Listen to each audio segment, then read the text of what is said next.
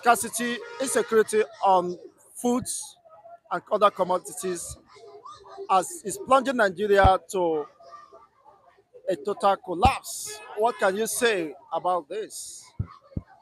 Thank you for having me, and it's nice to be on your platform once again. Yeah, I think it's a miracle that Nigeria, by now, has not gone under, and I think we are just pulling the last straws. Because as it stands, the politicians are feeding fat. Meanwhile, the Nigerian people are being emasculated on the street of Lagos and major cities of Nigerian states. People are seen becoming destitute, derelicts. These are people who ordinarily would earn, let's say, 500 to 1,000 on a daily basis, and they would live on that for like 2 days. I just finished eating a meal, and I spent 850 naira.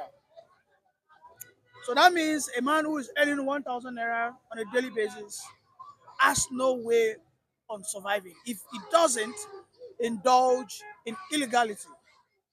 So that means Nigeria now is an economy for criminals. The minimum wage is still 30,000, but of course, the Nigerian economy is still suffering for what we call high food inflation induced upon the people by the uncalculated removal of dollar subsidy, which is devaluation of the currency. Akiremi's statement saying that Nigeria is on the verge of collapse. I think Nigeria is collapsing already. Because if you look at all indices, major IOCs have stopped investing, major drug companies, major food, beverage, alcohol companies. You know what they've done? They have divested. They are running away from the economic shock, from the uncertainty, instability that the president of Bola Ahmed Tinubu has brought upon the people. Okay? The only people who are still thriving are those who are not manufacturing down here. Those who are going to China import and then sell out, selling essential commodities. Those are the only people who are still thriving, but at a very high cost. The purchasing power of the people has been depleted. A man who was earning 150,000 prior 2023, June 2023, could afford to buy one bag of rice at 35,000 and buy a lot of things and still have savings. But today, because of the dollar, a bag of rice now costs approximately on an average costs 80,000. Take away 80,000 naira from 150,000, what do you have left? You have 70,000. How will he or she, a man with a family of four, his wife and two kids or three kids, how would they survive? So I think we are in our last moment, and any moment from now, I think Nigerians will overcome that religious fanaticism and begin to fight their oppressors. Because as it stands, no any normal Nigerian that is earning money legitimately will tell you that the economy has not been brought into shambles. So I mean, we cannot survive like this. Tomatoes is unbearable. Just three pieces of tomatoes, that round tomatoes, three pieces now cost 500, and then 15 pieces of pepper chili. We call it atarodo. I don't know what it's called in Igbo. Okay, but they call it atarobo in Hausa. 15 pieces cost 500, and 15 pieces is what we buy for 15 naira before now. It depends on the last shopping you made. Maybe you have not made it of Oh, recent are you telling? in the last 3 days. Okay, are you telling me the quantities has reduced? It's seven, seven. I counted it seven.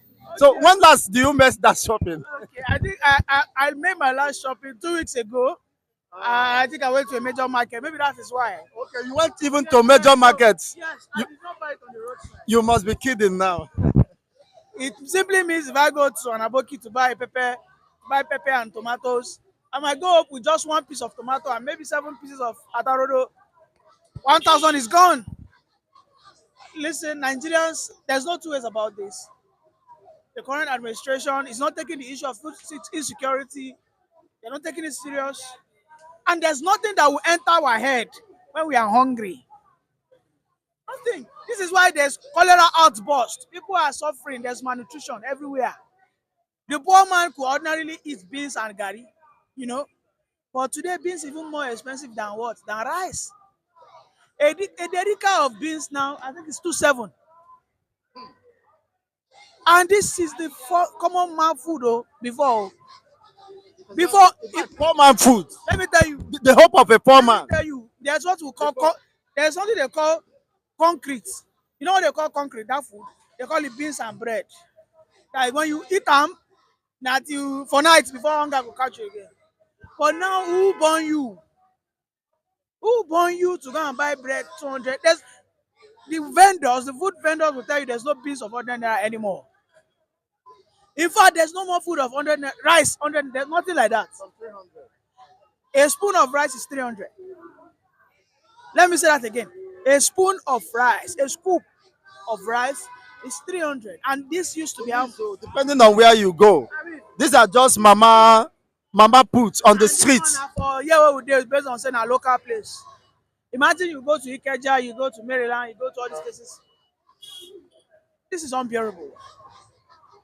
Uh, According to United Nations report that Nigeria joins Somalia as acute and severe food insecurity escalates. yeah, I think that's correct. Uh, it, I mean, there's no secret that Nigeria is now very poor. There's not any Nigerian that will tell you that he has not become poorer in the last 1 year. Because the amount you buy a bag of rice has skyrocketed and your salary remains the same. I think Somalia is even getting more better. Nigerians are now migrating to Ghana. Do you know that people come from Ghana to come and buy our Indomie? I have a friend who is a distributor of Indomie.